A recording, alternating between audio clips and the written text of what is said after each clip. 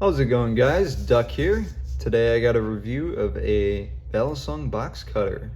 This thing is pretty sick. It's all titanium except for the pocket clip and the pivots as well. And then the actual blade holder is also steel. So you have steel pocket clip, steel blade holder, titanium handles, titanium latch. This is also a spring latch, which is very cool. But yeah, let's get into the weight real quick here. So it comes in at about 2.78 ounces, I believe. So 2.778, roughly 2.78. And yeah, this guy is pretty light. It's not that big. It runs on bearings, which is very, very cool for 40 bucks. It comes with ceramic blades. That's what this pack is. This is what came with my specific one. I believe it is Chinese. I could be wrong. I'm not the most accurate with the writings of either languages of Chinese or Japanese or something along those lines.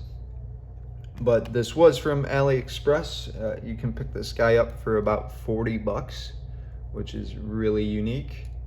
Not many people have anything like this. Let's go into the... Actually, let's show you the inside of what holds it. So it just holds standard blades. You can get these pretty much at any hardware store. They aren't anything special or anything. You do need to... as they pop out. You do need to Loctite these screws that hold in the blade holder, or else it will just fall apart. I had it happen to me a couple times, and then when I first got it, I actually lost one of the screws. That's why I only have one screw. However, one screw is perfectly adequate for holding the blade in. It's got a pretty tight fit regardless of missing the other one. But yep, just standard blades, standard X-Acto blades, just held in by those two tabs. Like, I'm pretty sure I have another pack of these that I got from my local hardware store. They're just pretty easy to install. Just pop it in right there, throw on the cover, and then you're just gonna tighten this guy down. They are very, very small screws. I have been looking for, let me show this on camera, super small screws. I have been looking for replacements for the one that I lost. However, I have not been lucky enough to find any yet. But it's not the biggest deal. Also, you have to be careful not to strip these. I bought one of these for one of my buddies, and he did end up stripping the screws.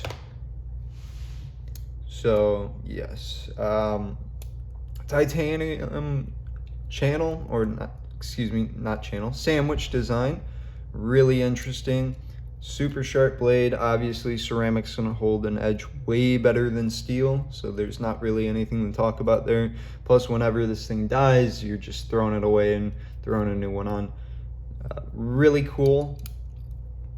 Zen pen design. It's all just hidden behind the scale, or excuse me, the handle sandwich, which is super interesting, excuse me. Really enjoy it. However, for EDC, this thing is great. It's very fun to use. Flipping, this thing is a nightmare. And I'm gonna just mention that before I go over any of the sizes, because that would kind of ruin the sizes. So flipping this thing for basic openings, it's really fun to use. Super quick, flashy, interesting, real different compared to your standard box cutters. But the blade is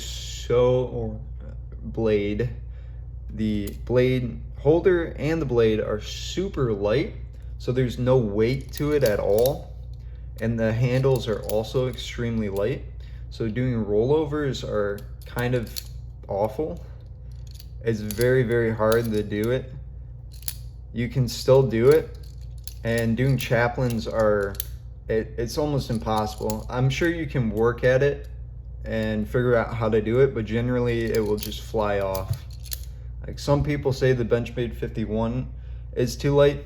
This thing is ridiculously light. This thing flies off my finger all the time if I'm trying to do a chaplain or something, so I just don't even try to do it whenever I carry this. It's just basic openings. Like I said, you can barely do a rollover with it. Fanning, it's okay, because it's not the most complex thing. Aerials are okay, but it's super light. I wouldn't want to do it with them, and besides, ceramic's not the preferred thing I want to be flipping around, because this stuff is super sharp compared to a normal Balisong. But yeah, okay, so let's get into the sizes after we talked about the flipping. So lengthwise, this guy is coming in at, from tip of blade all the way down to the bottom of the handle, is about 7 inches, and then about 7.5 for the end of the latch. And the width of this guy is coming in at about 11 millimeters. So 11.05 millimeters. Super small. It's actually not that small, but the length of it is. The blade width is going to be 3.33. So still super small, and then the blade width is just going to be the width of a standard, or whatever you prefer for your box cutters. Let's see here. Yeah, it's so small it's tough to get a reading on, actually.